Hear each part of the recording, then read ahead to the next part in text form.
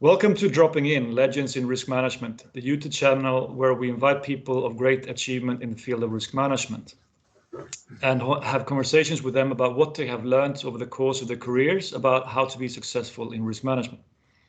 Today we are pleased to welcome Mark Beasley, Professor of Enterprise Risk Management and the Director of the Enterprise Risk Management Initiative in the Poole College of Management. Mark is a true pioneer in the field of risk management and has explored the frontiers of strategic risk like none other. He's come back with a treasure trove of insights, and very fortunately for us, Mark is willing to share those insights with us here today. Mark, thank you so much for being here.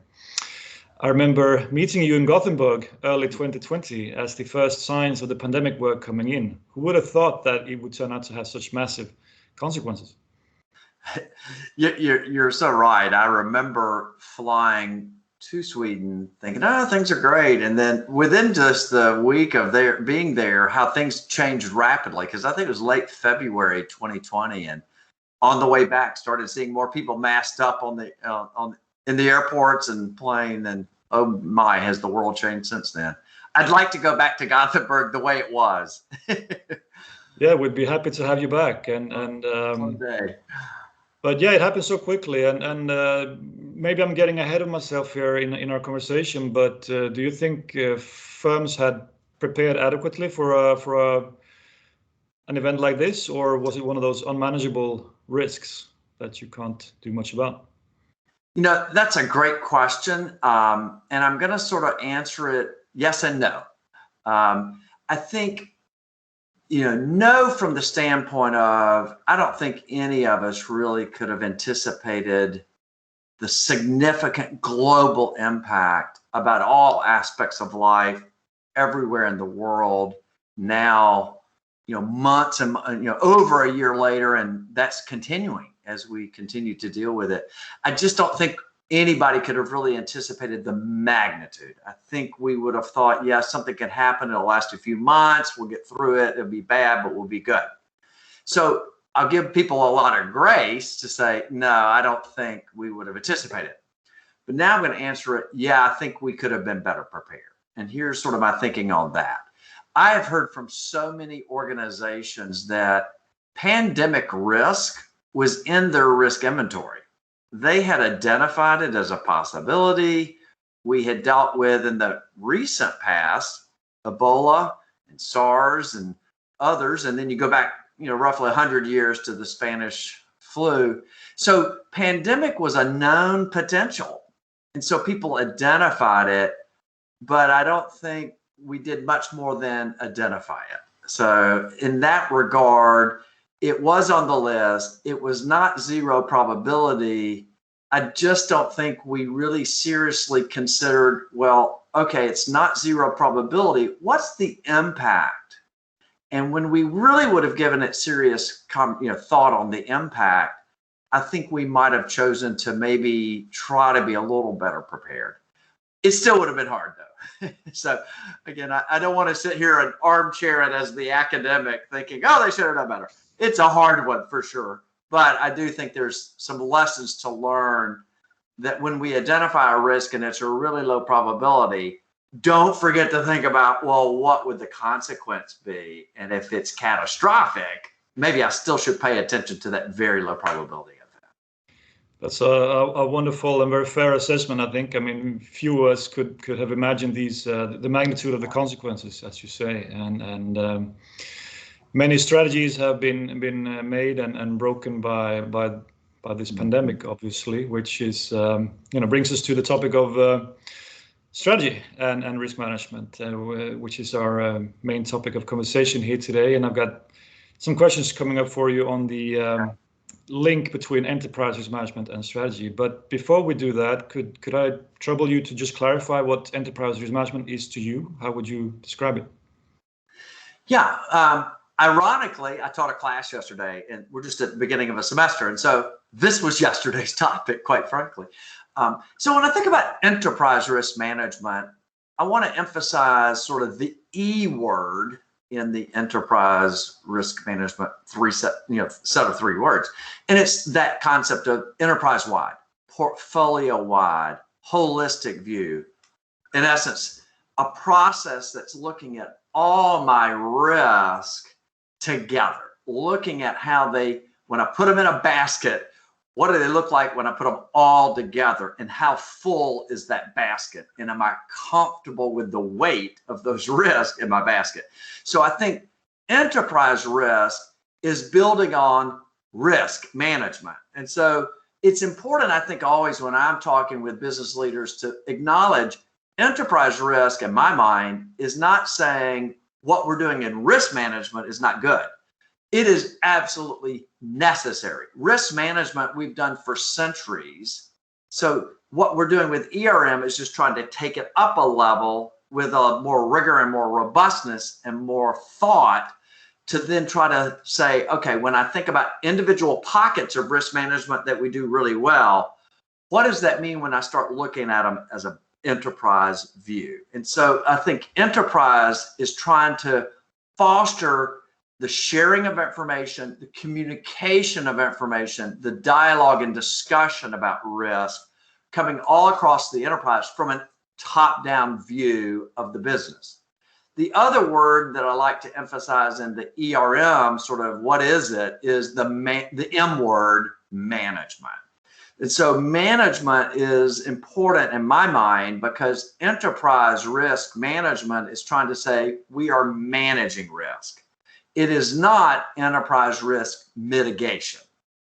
That enterprise risk mitigation says we're just trying to drive risk towards zero. That is not what ERM is about. ERM is about being smart about my risk and then managing in light of that intelligence. And so what management, in my mind, helps send the message that, yeah, there are some risks I do want to mitigate. There are some ones I just don't want.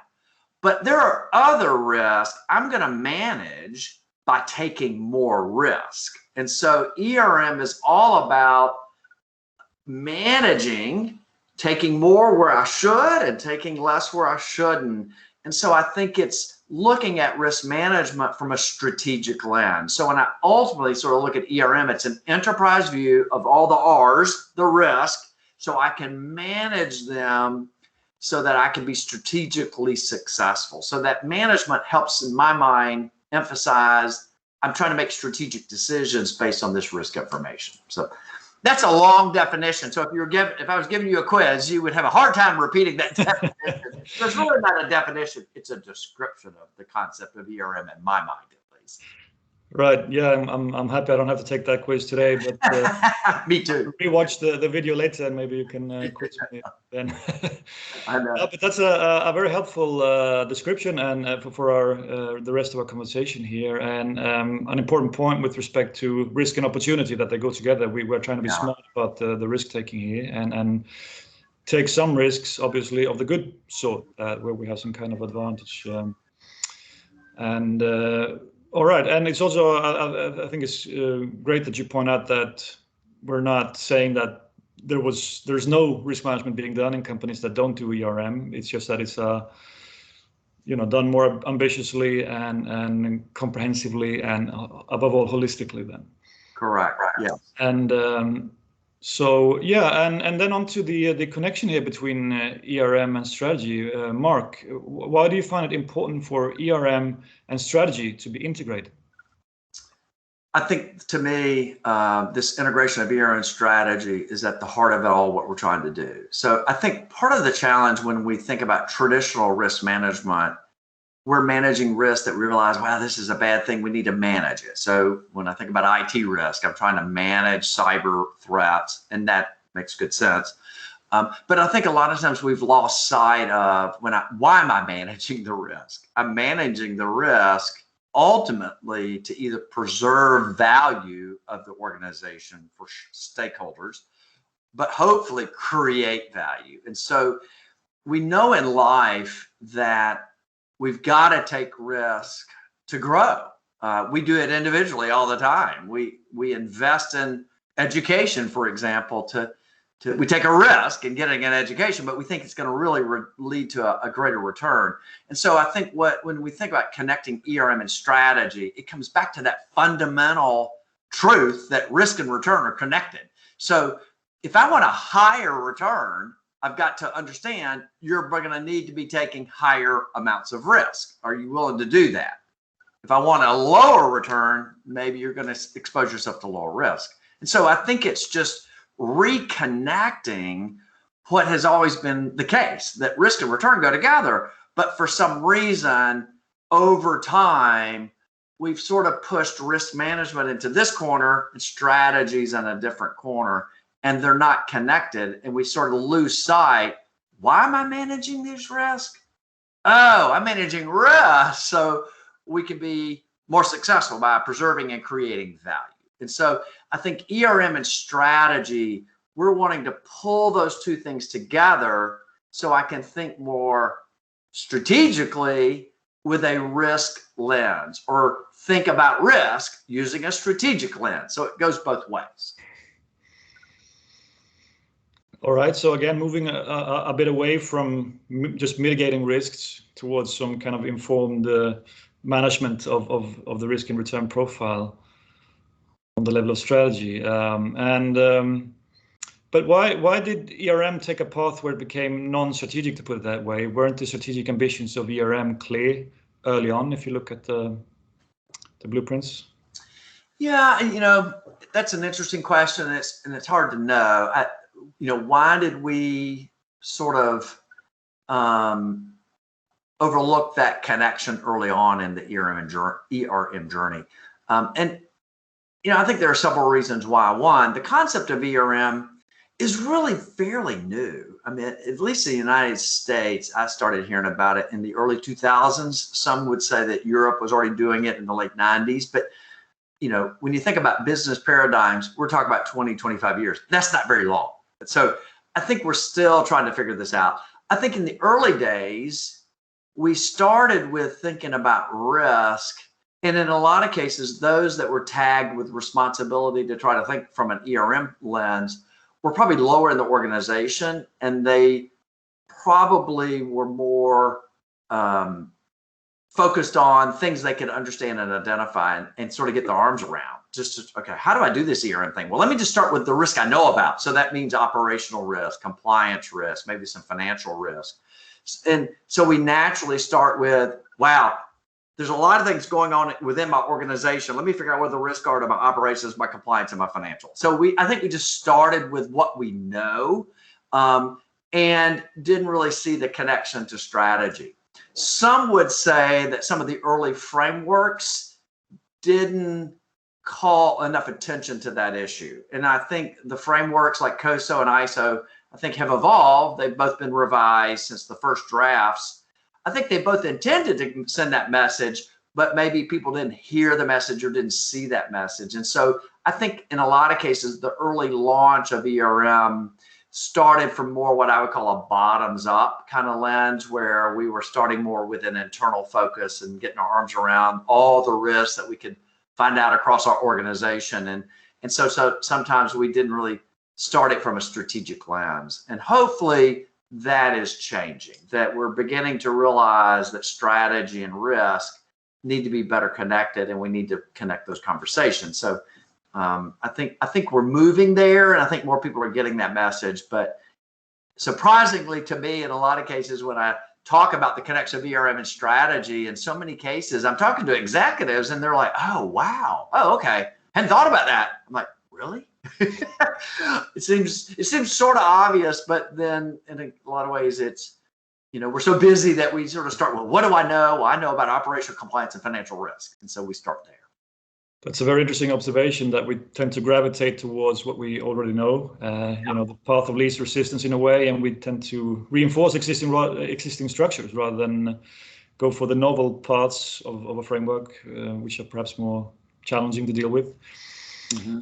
But right, so but coming back then to strategic risk management and what it is, could you tell us something about what it looks like when it works? Like, could you give us a flavor of the whole thing in action when it works the way you think it should? Like, okay, yeah.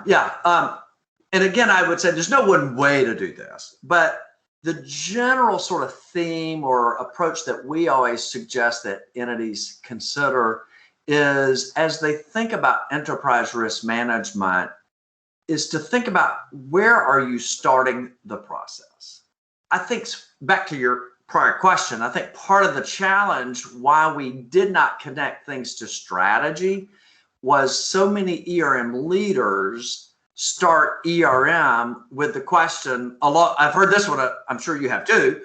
What keeps you up at night? And that natural question, or they might, instead of saying what keeps you up at night, they might say, well, let me give you some categories of risk: legal, operational, finance, IT, and just go down that list of pre-populating or getting people to think about risk. And they sort of start, in essence, the ERM process with risk identification.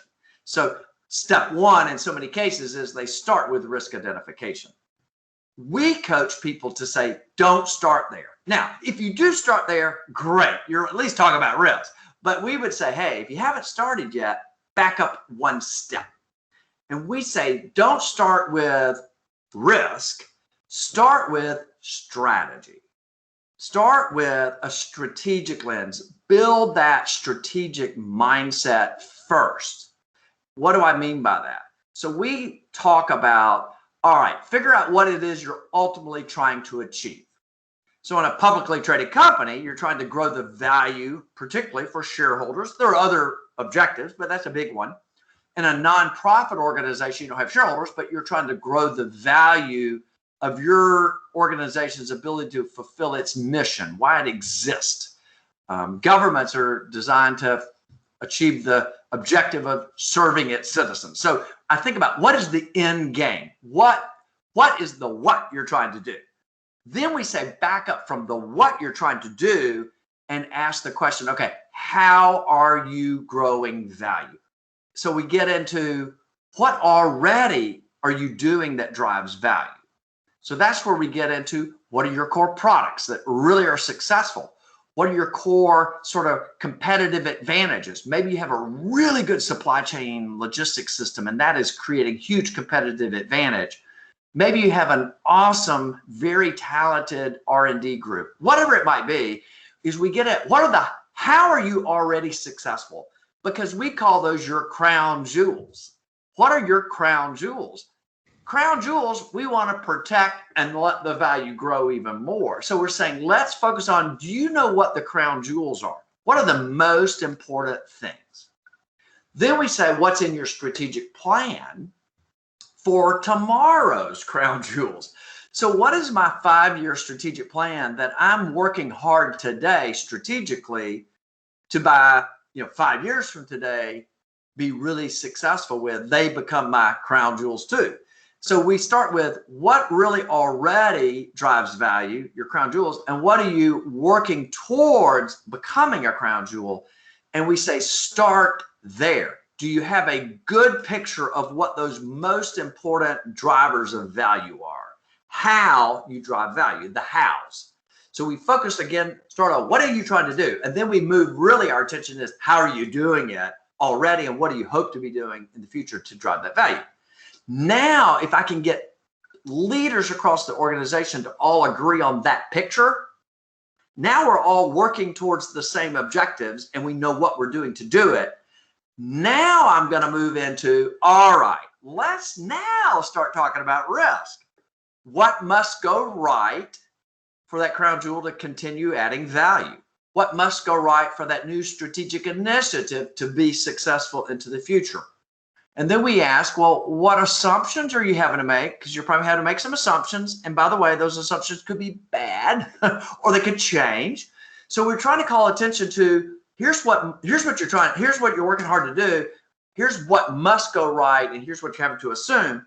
Now we start flipping the question. Well, what would keep it from going right? That's a risk. Where could your assumptions change, or how might they change? What would cause that? Well, that could be a risk. Or how do you know the assumption is even good from the start? There's a risk. So notice where I'm saying is I don't start the ERM process with risk conversation. I start it with strategy and what it is that drives value, and then I'm going to go find risk. That helps in my mind keep my focus on the most important things to my business and helps me not narrow, but it helps me think about risk that could be very much affecting value. Now I'm beginning to provide an ERM process to me that is more valuable, because now I'm helping focus our attention on risk to what's critical to our long-term success. The other benefit of this approach is, it sort of comes back to what we were talking about a minute ago, is it forces people to now begin to think about anything that could keep it from going right, or anything that could change my assumptions' validity.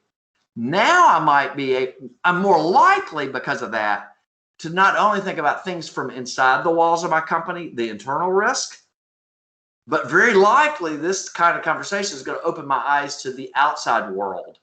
What's going on outside the walls of my business that are external risk that could affect those strategies? So now I'm broadening my risk lens to make sure I'm thinking external and internal, which is, I think, a problem with a lot of ERM early starts were so internal focused, and then a lot of non-ERM, just risk management, tends to be internal focused more than external.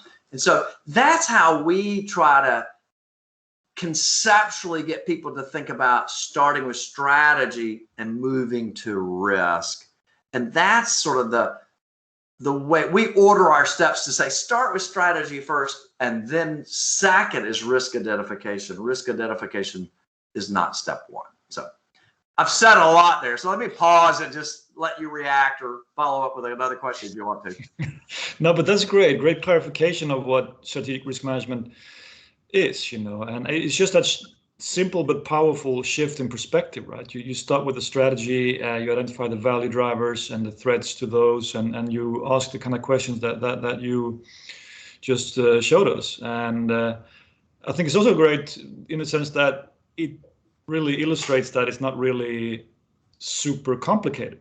No. Strategic risk management doesn't have to be. It's just, apply that perspective and start asking the kind of questions, and you're already doing it, right? And so it doesn't have to be a super complicated thing, which exactly. And that's been part of I think the early days of ERM is we probably made it way more complicated than we should have, to your point. So another one of our themes, obviously connected with strategy, is a big theme that we talk about a lot here. The other thing we always emphasize too is, and keep it simple. Don't overcomplicate this. So much of what I just described, you could start with the executive team. Let's say it's 5 to 10 people, right, and it's a conversation at a meeting. I mean, it can be as simple as that, but it can have tremendous value early on. That process can mature over time. You don't have to have this complicated checklist and matrix and all that kind of stuff. It can start with, let's just have a conversation, a workshop, a discussion. Right. And we'll get a lot of value probably in that initial attempt, and then we can let it evolve from there. Yeah, that's a beauty of it, and keeping it simple is always going to be good advice in any risk management effort. But the point here is that when you start bottom up from the risk register, you will never arrive at the strategy discussions, right? That's your point also, that it's going to be extremely hard to ever get into that kind of conversation if that is where you start, right? I think it's harder. I think you can get there. It's just a much harder step. It's going to be partly, I think, because in a lot of cases, that bottoms up approach, we'll have no problem finding risk when you think about going at the bottom up level, because there could be millions of risks. So part of our problem with the bottoms up approach is we start being overwhelmed with volume, and we just can't handle it. So I think the volume problem is a big killer, in the sense that it's just so much. I get overwhelmed. I don't even know where to start. I don't even know what's important. And then it requires a real discipline then, if you're going to use that approach, to then begin mapping. Okay, I've got this little risk over here in this function. How does it go all the way up to the corporate level strategy? And there are a lot of how does it get there? And I still may miss the bigger picture. And the other problem with the bottoms up is, again, I think it starts with such a heavy internal focus that by the time we get it to the strategy level, we're still pretty biased or skewed towards an internal lens on risk, and we've lost the external ones. And there's some studies out there that show it's the external ones that probably are going to destroy value most. So we need to keep that in mind. Yeah, that's a great point as well. That the bigger picture is easily lost in these risk management efforts, and so you never get to where you need to be in these discussions. So, all right, Mark. Moving on then to some of the the reasons companies struggle with this integration. How would you? What can you tell us about that? I think they struggle in a couple of ways. One, I think it's as I mentioned earlier, they just start from the wrong step, and so they sort of skip the strategy conversation. So that's struggle number one. Struggle number two, I will say, is a leadership issue. It's a culture issue, which we always talk about. Culture is king in ERM, and because if we don't have the embrace and the engagement from those at the top, it's really hard to really get that strategic connection. So I think a lot of this is affected, maybe I should say, by getting the buy-in and embrace from the C-suite and the board on this and the importance of it and their engagement. Do they see this as value adding? So I think there's that issue. I think the third struggle is, particularly I hear this a lot from ERM leaders, is I don't have a seat at the strategy table.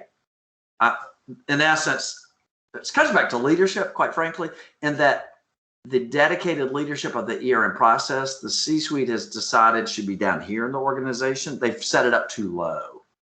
We argue that the CRO, the leader of the process, let me just say it that way, the ERM leader should be a member of the C-suite, and ideally they would be a direct report to the CEO. Now, that person is not going to roll their sleeves up and do all the hard work, but they can have someone that could do it for them, but they are the voice and the face. And so they are the sponsor of the process to say, this is a C-suite issue. I've got a person that's going to help me. I'm empowering them to do the work for me, but I am the risk leader and I report to the CEO if it's not the CEO saying that. So I think so part of our challenge and the struggle has been that the dedicated ERM leader has not gotten the support and the empowerment from the C-suite. And that to me is a big part of the problem. And it can be so easily solved with just a CEO speaking to the issue and embracing it. I think I guess I'm on number 4 now. Another reason we struggle is let me go back to number 3 where I said the ERM leader doesn't have a seat at the strategy table. And so a lot of ERM leaders will say that in frustration to me and sort of wash their hands up. I can't do anything about it. And I'm like, that's not true. Because when I described earlier, starting with what are we trying to do? How do we do it? What are our crown jewels and what's in our strategic plan? I'm not talking nitty gritty strategy. I'm talking pretty high level, obvious stuff. So I tell ERM leaders, don't let the fact you're not at a strategy table be an excuse, because it's really not. If you're a smart business person working for an entity, you can probably identify the crown jewels. I can tell you crown jewels. I, as an outsider, when I am doing consulting work with companies, with a little bit of effort from the outside in, I can sort of see what's the most important part of a business. Now, the strategic plan might be a little more confidential, but I can get some idea what our strategy is. And so I can start that. I can still do this strategy start to my risk identification process, even if I'm not in the strategic planning executive session, because I can figure it out. Which then leads me to that 4th point that I think is part of our own problem. And I think that ERM leaders sometimes shoot themselves in the foot, in that we tend to go in to meetings with business leaders, the C-suite, the CEO, and sometimes the board, and we use our lingo that I refer to as a risk lingo. We walk in and we talk about, well, we've identified these risks. Sometimes you'll hear people say, well, the inherent risk is X, the residual risk is Y.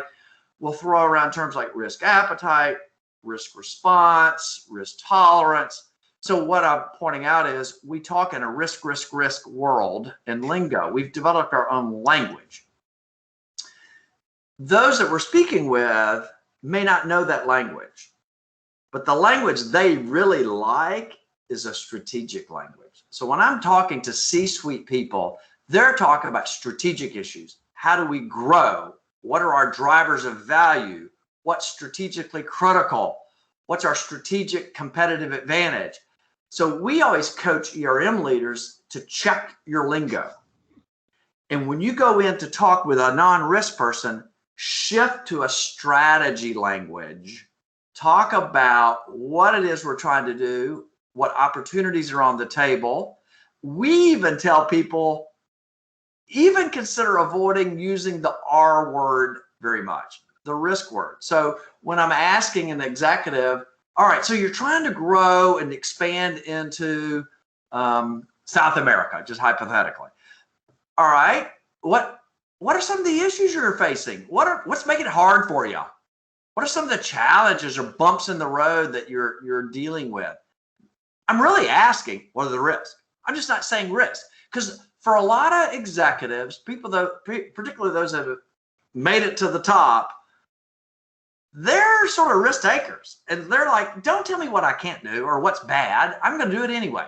So why not avoid a word that might be a turnoff to them? The risk word. I can use a different word. And so I think part of the struggle, back to your original question, is we do our own damage as risk leaders, in that we are having conversations using my familiar language versus embracing the culture and language of my audience. And so I think that's a key part of the struggle. But I think there's a way around it, but based on that.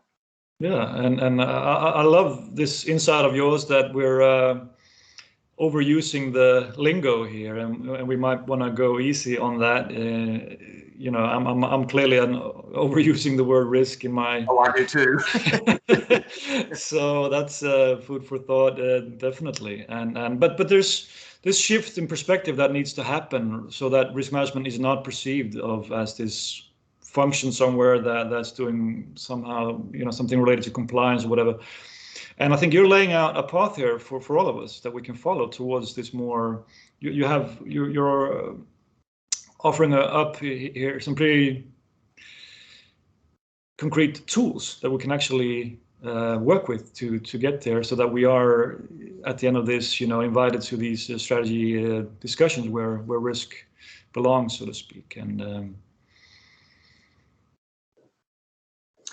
yeah, that's, you know, I think, you know, from a practical perspective, you know, I laid out more conceptually, start with strategy, but from a practical perspective, you know, how could I apply that in a real context? So I think, you know, one thought is, if I'm doing an ERM process, I'm identifying the top risk. A question would be, is that information a pre-read to management strategy session? So they're going to have a strategy retreat.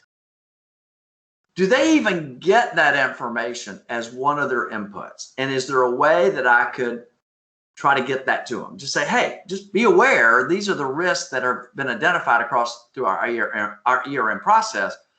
This is one input to think about the strategy for the organization. So that's one step. That's one practical step. The other practical step would be, once a strategy has been laid out, to then say, well, have we gone through and done a strategic analysis of, you know, just to help us map, you know, so starting with, okay, now we have the strategy, let's now begin to think about the risk, the output of the strategic planning retreat. Mm-hmm. Other sort of ways I've heard organizations that are connecting the ERM and strategy thought processes, they're rethinking how they build out business plans. So for example, let's say I've got 10 business units. I'm asking each business unit to put together its business plan for the next 3 years. I add a dimension in this template that I'm asking each of the 10 to create. So I've got hopefully some kind of standardized business plan I'm asking them to do. When they propose a particular strategic idea for their unit, I then say, all right, discuss the challenges to your success. What are the likely risks to your proposed plan? And so I'm forcing the business unit leader to explicitly express the risk to their idea. Another added piece to that, I could also say in that business plan, I also want you to help me understand, how is this strategic suggestion you're coming up with in your plan, what risk is it addressing that we face? So in essence, what is the risk that we face if we don't take advantage of your idea? So it's looking at both sides of what could create failure, but it's almost like opportunity cost if we don't do this. Here's the risk we're going to face if we don't accept my idea. So it's building into the business plan a risk dimension and making it explicit in that document. And then a third suggestion that's a practical idea is for those that are real budget sort of focused. So my university, I would say, is more about the budgeting process than the strategic plan. It's like, everything's driven from the budget side. So similar kind of idea, when you put together your budget for next year, your request, what risk would this create if we fund it? What are the risks if we don't provide the funding? So again, it's building the risk into the budgeting process. So I'm connecting strategy and risk by connecting budgeting and risk, and just trying to people, as they build their budget, to express, here's the risk if we don't get this funding. Here's the risk we're trying to address with the funding. And then here are the risks if you do fund it. Here's what we do see some of the challenges. So just so it's not free money that's going to generate free return. So it's some of those practical things of just putting things more explicit. I think people think about these things, but I think probably part of what ERM is doing is putting a little more structure and forcing people to pause, think, document. And I think that exercise is good for all of us.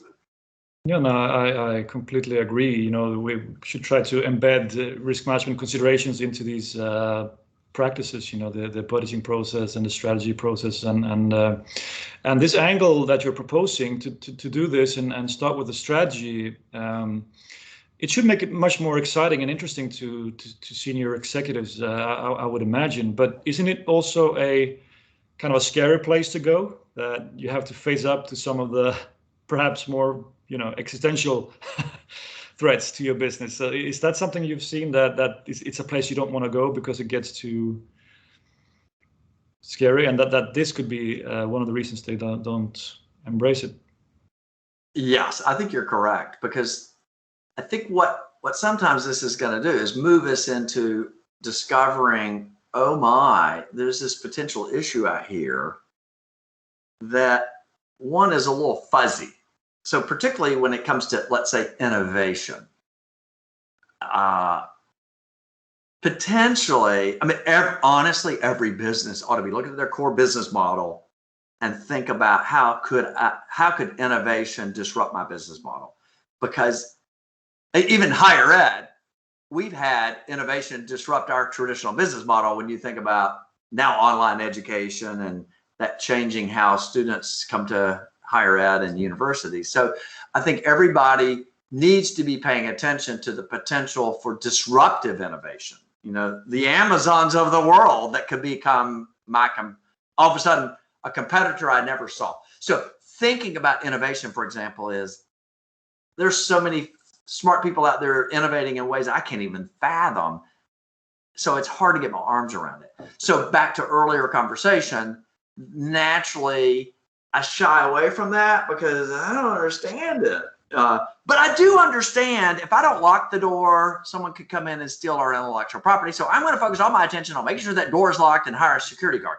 Well, that is because that's a known risk. And I already know some things to solve it. So human nature would cause me to want to deal with those things because, okay, I can fix it. But when it comes to innovation, which is probably my bigger risk concern, a lot of it is I can't control it. And so I've heard this a lot of times from executives that say, well, particularly in the context of a regulator, particularly in a regulated industry, let's say banking, they'll say, the regulator, they're our biggest risk.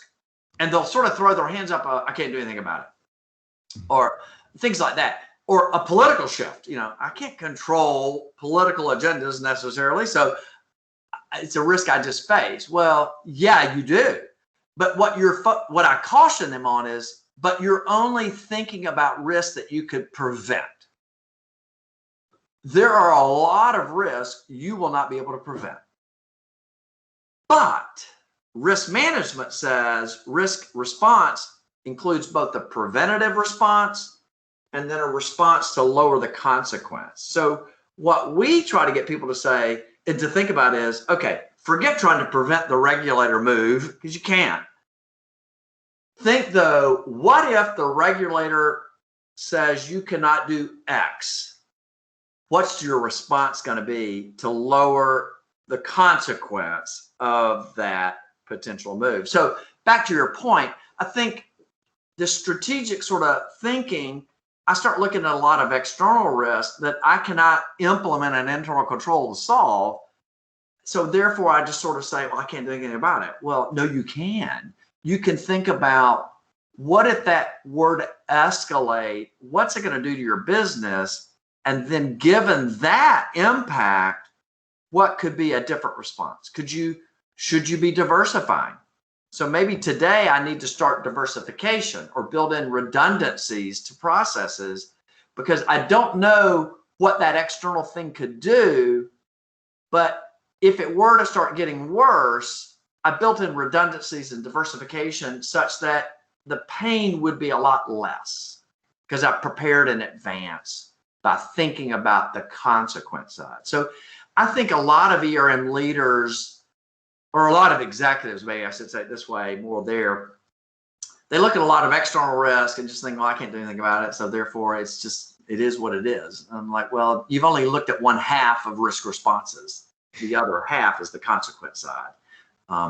And there are probably some things you could do in that regard. And so that's where I think it is challenging.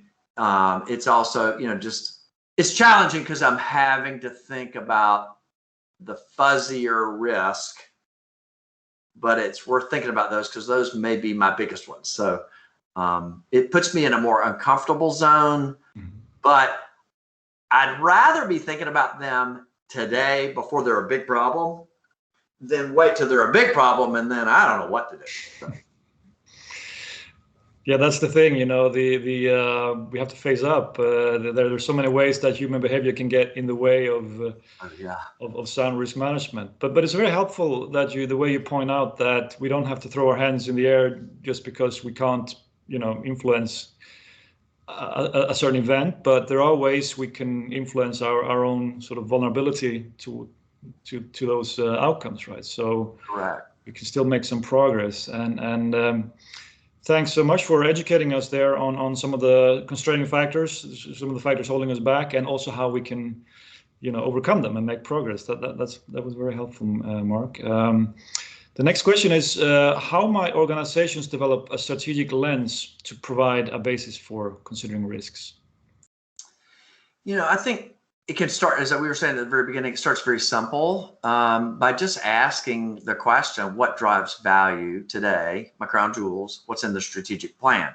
It's interesting, when I work with organizations and try to help them get an ERM process going, this is exactly where I start. And so how do I do that?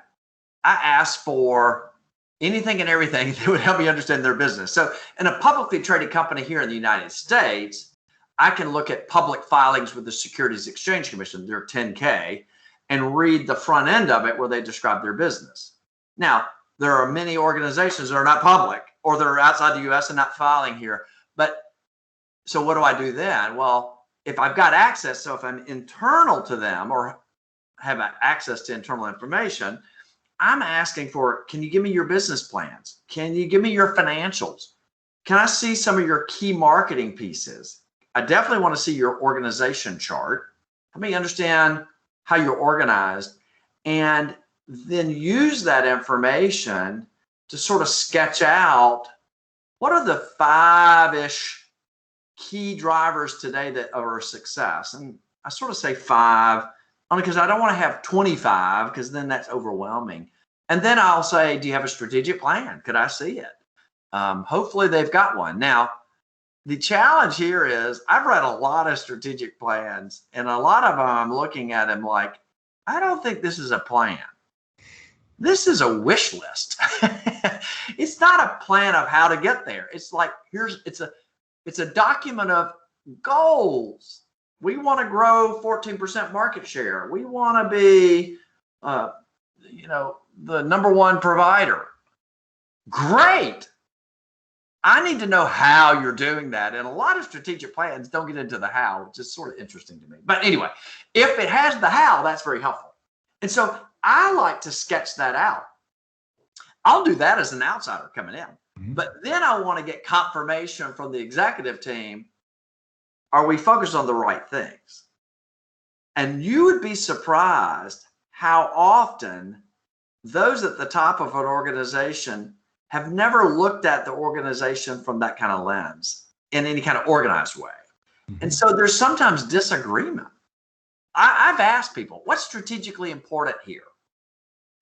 And this is an NYSE company that I'm thinking about, that I've heard things, well, we need to wait till the CEO's here to answer that question. I'm like, really? That's interesting. Because they were like, it really depends on what he wants to do. And I'm like, really? So I think we've got to get consensus on these are the most important drivers to our business, and don't assume there's consensus. I have observed over and over again, there's not strong consensus. Part of that is because each C-suite member sort of has their own sort of baby they're managing. So that's the most important one.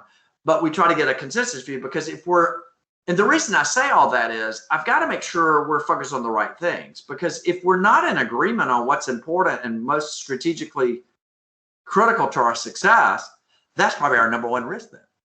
Because if we're all working off different song sheets, we're going this way, that way, this way, that's our risk. We're not driving towards the same objectives. Well, we're maybe driving towards the same objectives, but the way we're trying to get there are different routes, and we're not on the same page on that. That is a strategic risk issue that I want to call attention to. That could be my number one risk. So getting that consensus, and a lot of that is just cobbling together information that's out there. And, websites can help a lot too, particularly the internal side of a website if I've got inside access. That's where, I said earlier, ERM leaders sort of say, I don't have a seat at the strategy table. I'm like, okay, so you don't. You have access to strategic information. Because I'm not talking about details of how you're going to grow into a particular new market at the granular level. We're not trying to get way down into the details. I got to hire this person. They got to be on site by this date. We got to get this legal approval.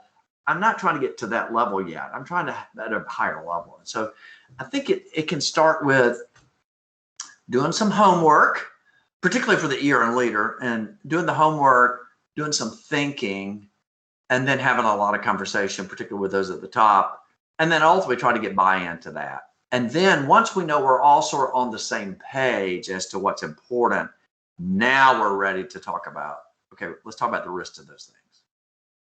Yes, I mean, getting people on the same page must be super important, I guess, for being effective in achieving your desired outcomes. But it sounds like the silo effects are alive and well in companies. And how should we think about top management in terms of the silos? Is that its own silo, or is it even worse that each individual has his or her own view on what the goals are and the best ways to achieve them are, or is you would think that the top management team is kind of naturally holistic in their view of the company, but maybe that is too optimistic. Yeah, that's been a real eye-opener for me over the years, because I would have assumed that too and thought, oh, everybody at that level is pretty much talking together a lot. And in many cases they are. I think in many organizations, the way you just described it is truly the case. And so that makes it a lot easier. That's great. But as we know, organizations are made up of people. People have personalities, they have biases, they have all kinds of differences in sort of what they think is important. And the leadership and culture, back to my earlier point, culture is king. In some organizations, there's a very team sort of oriented, very open discussion, very engaged kinds of dialogues that go on. And in other cases, it's very structured and almost mechanical. And so I think so many, it really depends on that culture. And so that is probably, from an ERM leader perspective, when we do training and education, we actually start with culture. Mm-hmm. We first acknowledge, we help them understand you're going to face barriers. It doesn't matter what organization, there's something that's going to make, this is not an easy thing to do. You're going to face some barriers as an ERM leader. So don't feel down when it gets a little hard, when you get resistance, because every ERM leader describes to us barriers that they face. They just vary. What we tell people is try to figure out where the big ones are. Don't be down about it. Just say, okay, here are mine. Someone else has a different one. Now we then say, okay, now develop a strategy. So maybe the barrier in my organization is people do not see ERM and strategy as a connection point, particularly the CEO maybe.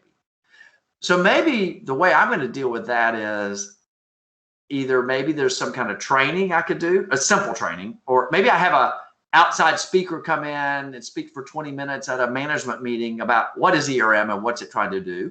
Maybe there's some thought papers that are great, that are short reads that I could just sort of pass along and say, hey, take a look at this one. Those kinds of things. Right. I think the other thing with it is, just to realize that as I go across different organizations, I just need to start engaging in conversation and dialogue. And we ultimately tell people the end game of what ERM is trying to do is to add value. That's really what we're trying to do, and grow, help the entity grow for all stakeholders, not just stockholders, but stakeholders. That includes customers and employees and the community and beyond. So ERM has a broad sort of objective of growing value for the organization. Mm-hmm. And then I would say an ERM leader's objective would be, think about today, or think about maybe a year ago, what was the kind of conversation about risk in our leadership team? What is it today? And then a year or 5 years from now, be thinking about how that conversation has changed. And hopefully you see that the conversation and communication is getting more robust, more frequent, more risk is now becoming part of the dialogue as we think about strategy. And I think that can go a long way. Right. Getting those conversations going, right. And changing the way, to get people to see that risk management is supporting you in achieving your objectives, rather than being an obstacle that tries to, keep you down, keep a sort of a lid on things. That's what ERM leaders have to somehow convince people of, right? That they are there. Exactly. That's a great point. It ties into what I was just talking about on barriers. We do a survey every year where we ask people, what are the biggest barriers to your progress on ERM? And the number one barrier is a perception that ERM is a competing priority to the business. Yeah. And we're like, okay, to your point, people see ERM as taking a business leader away from what's important for today and making me go over and do this risk thing, and then I'll come back and do what I want to do today. And what we say, okay, if that is your barrier, flip it to try to get the mindset to be ERM as a complementary activity, to the point of it's designed to help you. I'm here to support you. I'm just helping, because I'm talking to a business. If I'm talking to a business leader, I'm going to say, hey, you're coming in every day trying to do these great things for our company. Help me just take you through an exercise that may help you think differently about risk, that maybe would allow you to be more proactively dealing with some of the things that make your job hard.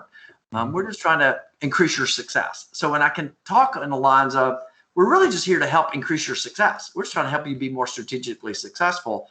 And we're not trying to tell you what to do. We're just trying to be an aid and some guide to prompt you to think about some things that maybe you don't have time to think about. And we're just here to help in that regard. So shifting the mindset, it's really complementing the good work they're doing and aiding that, and not trying to compete for their mind space. Yes, exactly. That's good advice, to present yourself in those terms. Like, we're here to help. We're not here to police you or anything like that. So, Yeah. so Mark, you've been very helpful already in terms of being, giving practical advice here for how to move forward. But the next question, we're going to ask you about examples or of techniques or approaches that you can use practically to integrate risk and strategy thinking. Is there anything you would like to add to that? Yeah, so I guess we talked about earlier about some of the techniques with budgeting and building a business plan, and then risk becoming an input to a strategic planning retreat. But another thing that I would say is, to me, one of the best things we can do to really, maybe it's almost like in a stealth way, get risk into the strategy sort of perspective is, and we're seeing more and more entities are embracing the concept of creating a management level risk committee. So now I'm sounding like I'm adding bureaucracy, and maybe in some ways I am, but what we have seen is the percentage of entities that are embracing a risk committee on the management side. So a lot of boards have risk committees at the board of director level. Those are important too. But on the management side, having a risk committee that is ongoing, regular, and involving people pretty close to the top. What we're observing is that can be one of the best techniques to begin getting risk more in a strategy conversation. And here's why. If I create a risk committee and I've got representatives from all across the entity that are part of that committee, and they're meeting regularly being, could be monthly, could be every other month. Worst case, it's quarterly. I would not meet less than quarterly. I would prefer early on, let's meet more frequently. And what we're doing with that is we're elevating risk information to a group of people that are pretty high level. So they should have an enterprise view. They represent different parts of the enterprise. And what we're doing is saying, here are our top risks. And then we're using those committees to get then owners of a given risk to come in and brief that group on that risk. So what they're doing is they're saying, okay, cyber is clearly of risk. IT, we want you to come into the next risk management committee meeting. We want you to help us understand, what is this risk for us? What kind of concern do you have about it? What are we doing? So give me more color around it. I know cyber is a risk. Help me understand more where our vulnerabilities could be for our organization. And if this system were to go down or be hacked, what's the impact to us? And so getting that risk owner to give a deeper dive on that risk.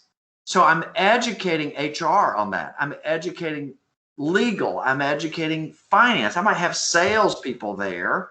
I've got the enterprise sort of represented, and then I'm doing a deeper dive. And then I'm getting that person then the owner tell me, what are we doing to prevent this risk? What are we doing if it happens? What's our plan if it were to happen to us? And then we're saying, what else do you think we need to do that we're not doing?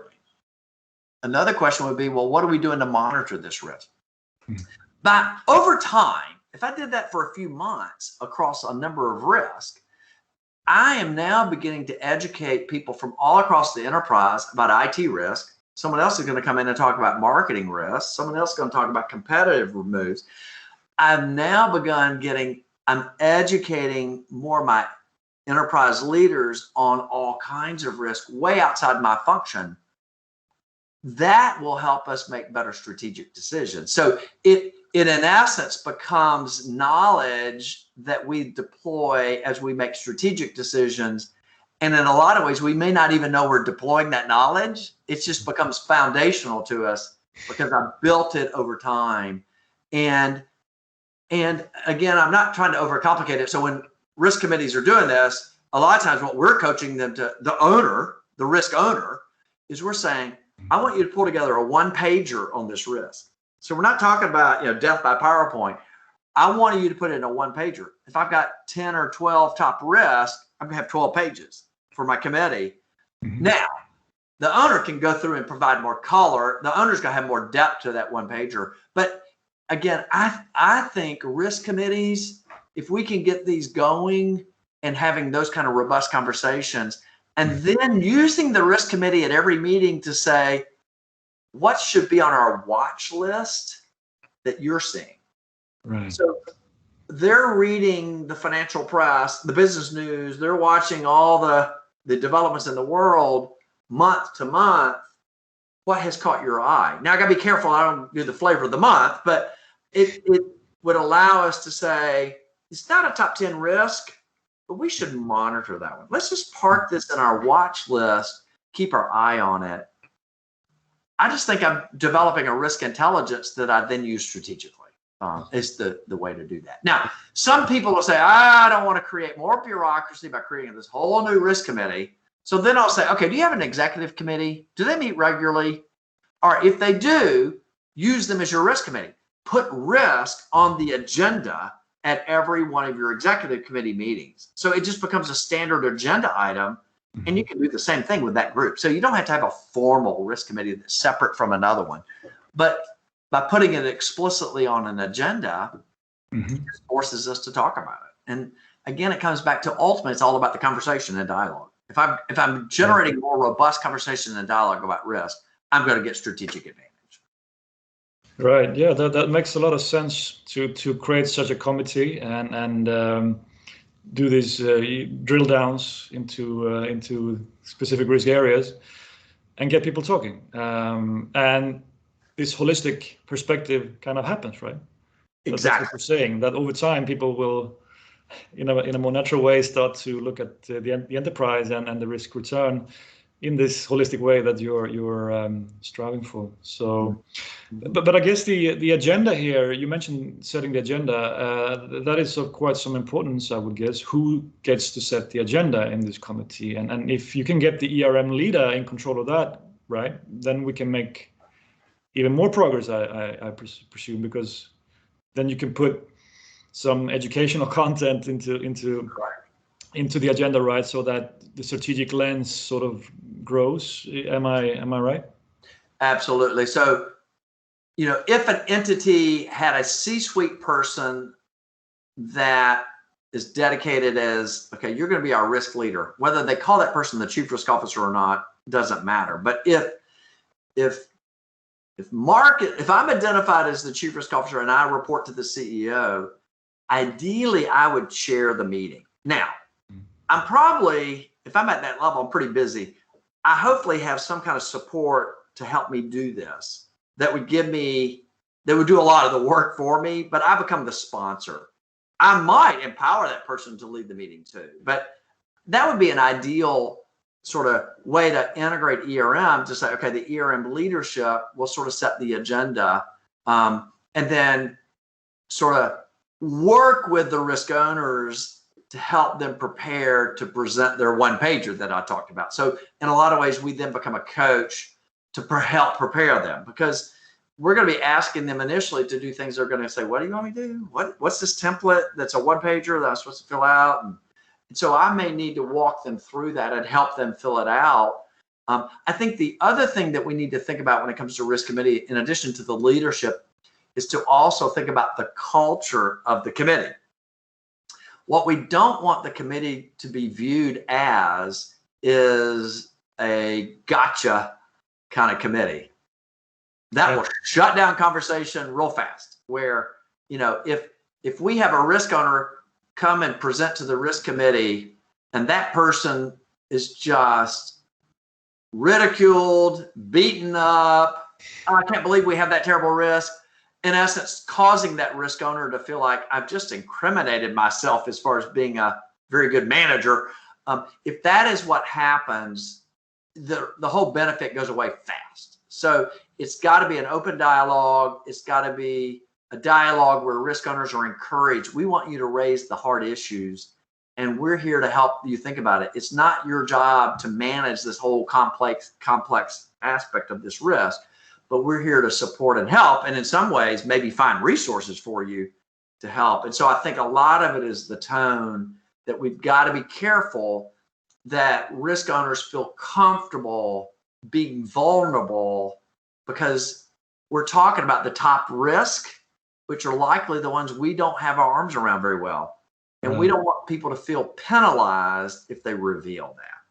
Now, the other side of the coin is we got to be careful. We got to apply some due diligence, in essence, to make sure that we in a nice way challenge, ask good questions, so that they don't come in and tell me this rosy story. We got this risk, it's all in great shape, and we say, oh, okay. Well, that's not helping either.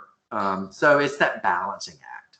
I'm very grateful that you bring our attention to this, Mark. You know, the whole issue of how important culture is in all this. I think many of us tend to underestimate the importance of that. And you what you're saying here is that even in a, you know, narrow space like a risk committee, even there a specific culture may develop that is not supporting the endeavor, right?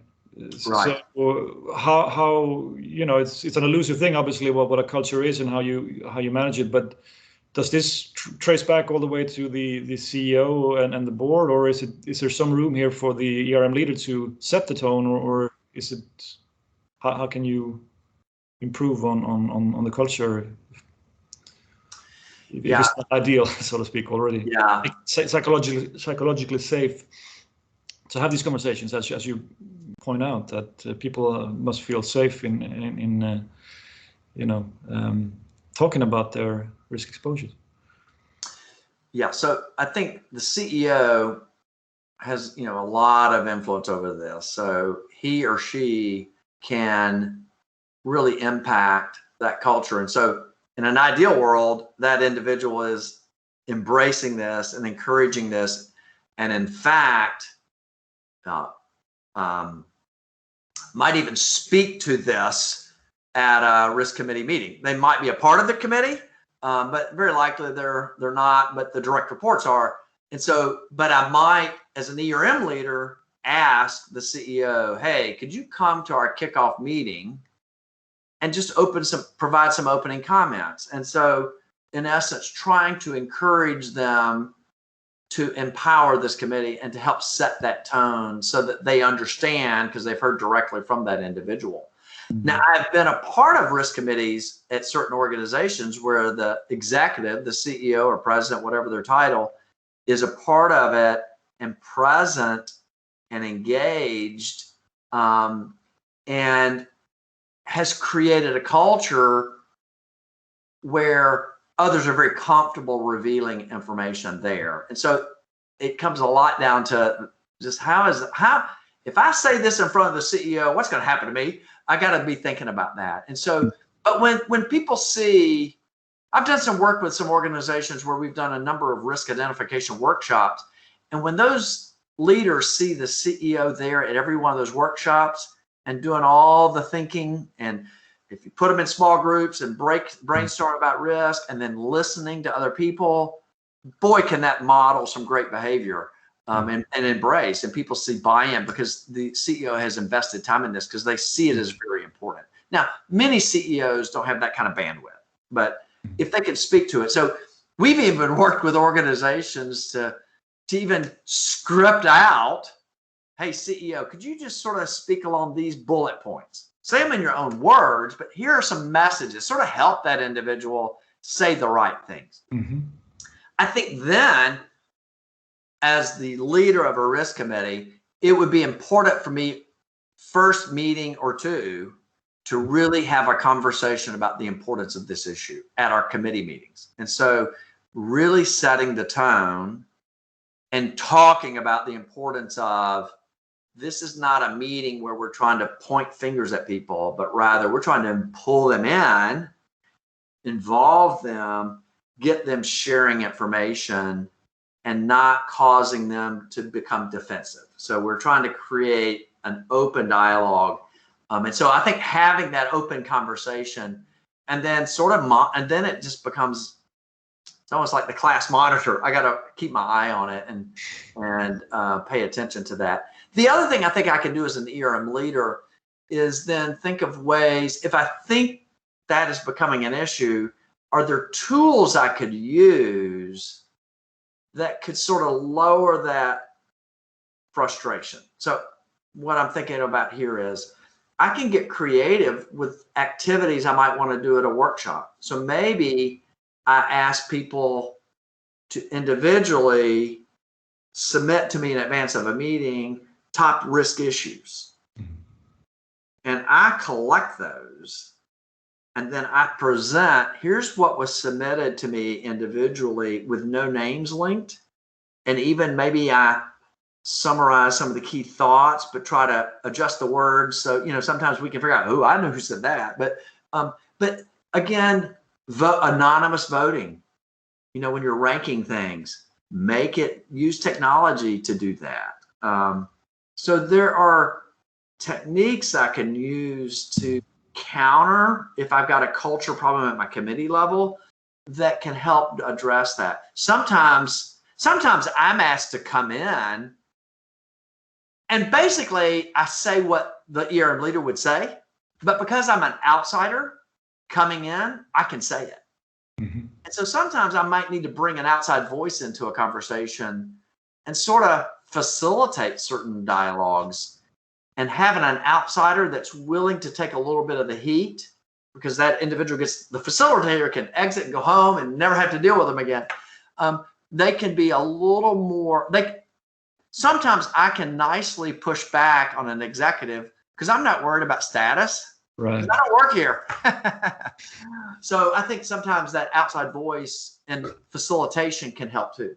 So yeah, I guess creative and think about those things. If I'm a no, these are very valuable perspective, Mark, and to absorb for us risk managers that we have to think about the tone, in all these steps, and try to nudge it in the right direction at every turn, where we have the chance to influence, and not take for granted that people feel comfortable opening up about their risks and their vulnerabilities. So I mean, super useful to hear you talk about these things. And all right, so moving on to the next question here. I mean, you've already provided so many pieces of advice here, but what advice might you provide to help ERM leaders be better positioned to integrate ERM and strategy, if you were to perhaps summarize the most important aspects of that? I think, when you think about all the work of trying to just get my head around the strategy, so I would say the advice I would be is be sure you do your homework, do your own thinking, and that, so, get access to information that you have access. I mean, don't get access. Take advantage of the information you have access to gather and read it and really try to digest it. Then do your own thinking and connecting those dots. The other advice I would give is don't forget the beauty of building relationships and having conversations. And so I think one of the best pieces of advice I've received, and that makes sense to me as an ERM leader, is one of the best things I could do is get out and start talking to people. Mm-hmm. Make appointments with different business function leaders and just ask them questions. Tell me what you're trying to do. What are some of the road bumps? Let them do the talking, and just say, I'm just trying to get to know your business function better. I'd like to get to know you. I'd like to understand what you're seeing on the horizon.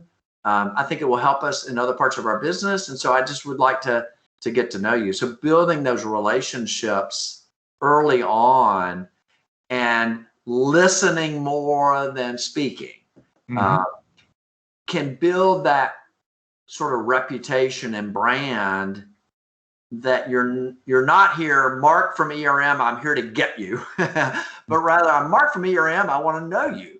And I want to know what you're doing, and I'd love to see how we could be of help. And maybe you don't need our help, but I'm here to see if we could provide any assistance. So I think it's that sort of natural network building, relationship building. If I can build those relationships, I think that can pay off in the long term. And I come across as non-threatening. I think the other advice I give is what we said early on is don't overcomplicate this thing. I think that was some of the mistakes we all made, and I probably made in teaching ERM early on, is we overcomplicated it with matrices and documents to be completed by people, and they're already way busy. and I'm forcing them to fill out all these matrices, or they're having to go into some online system and enter all this data, and they're like, I'm not going to use this. This is not helping me run my business. It's just helping Mark, the ERM person, get his job done. So I think it's dialing back on complexity and dialing up discussion and dialogue. I think it's sort of that's sort of a message I'd want to get across. And then I would just, we hear all the time, who makes a good ERM leader and who makes a good chief risk officer? And the answer we have consistently gotten to that question is, it really is someone who really knows the business. So again, they've done their homework and maybe they've grown up in the business. So they really know the business. So what that really is saying is people respect them. They know it's not easy selling this product in today's business world. So it's because they know the business. And I'm not having to educate Mark on knowing the business, if I'm the one leading it. The other one is the other skill set we hear is they're a good diplomat, meaning they've got good people skills. They're good listeners. They're designed to be helpful versus just tell me about your risk because I want to make sure we don't, that you're not doing something wrong for our company kind of thing. So I think coming at it from a perspective of, I want to make sure I really am viewed as understanding this business, and I'm viewed as someone people can trust. They value my perspective.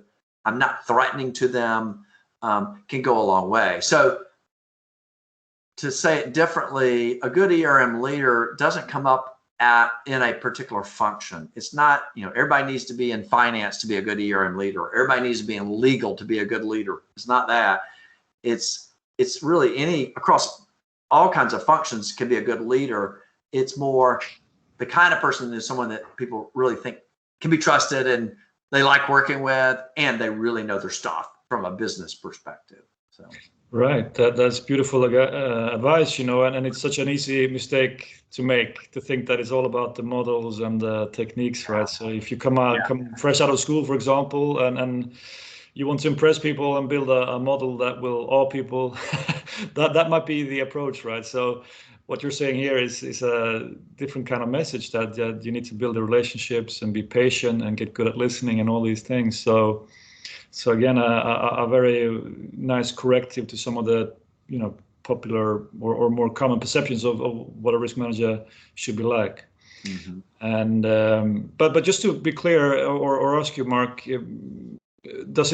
do you still endorse some of the more traditional risk registers and the risk maps, and is strategic risk management building on that, or is it somehow rendering those less, just to know what you think about the bread and butter sort of tools here? Are they still? Yeah, I think they are. I think they're very critical, I think, to the ERM leader. So I do want to organize and get my hands around the inventory of risk. And so that risk, developing a risk inventory and then trying to capture that information in some kind of organized way is very helpful. And then clearly taking people through a process to prioritize those, which means I basically want them thinking about likelihood, impact, speed of the risk.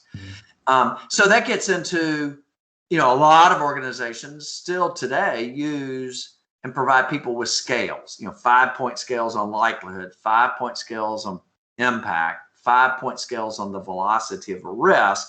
And they're saying, okay, use these scales. I'd like you to rank order these risks so that we can sort of prioritize risk based on likelihood and impact and speed. In an ideal world, I like that because I'm sort of level setting how people are evaluating individual risk, and I've used sort of the same scoring sheet to sort of arrive at a prioritization.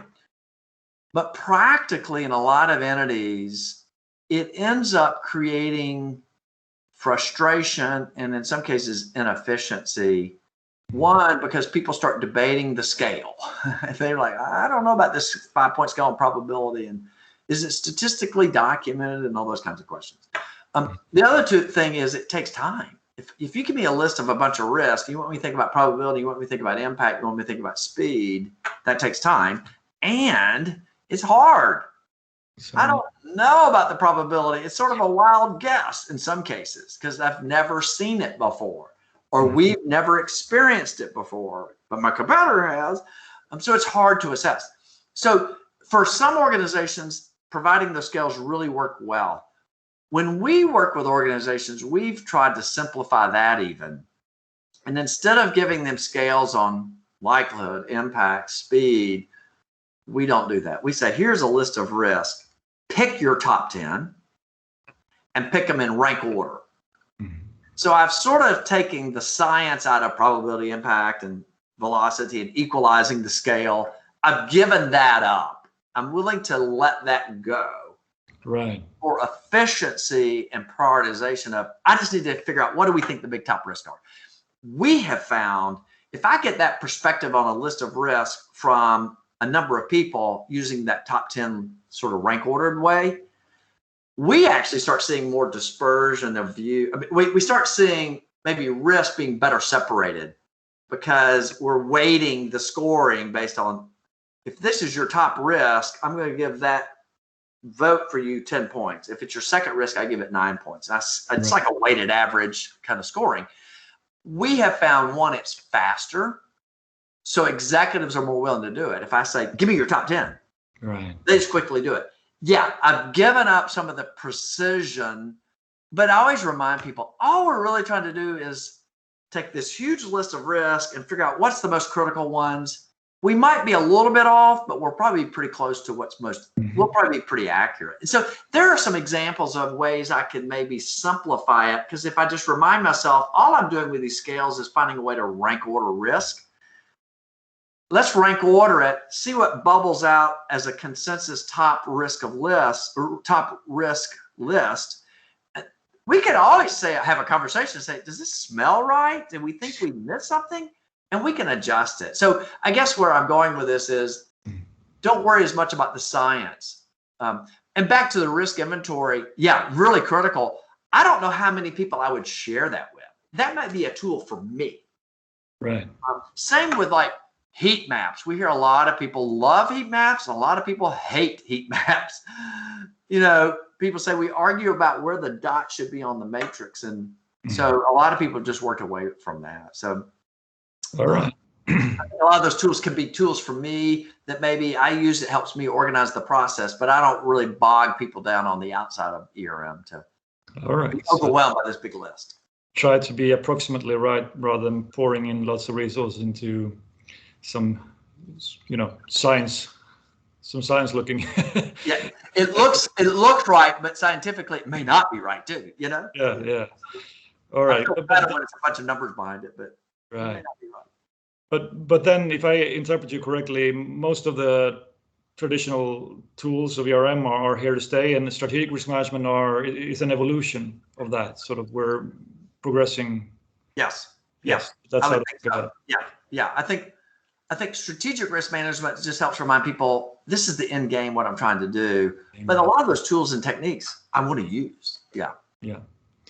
That's a great clarification. And Mark, we thank you so much for taking the time here today. It's been a real pleasure listening to you. And I would like to ask at this point, is there any place the listener might go to find more information about your work on strategic risk management?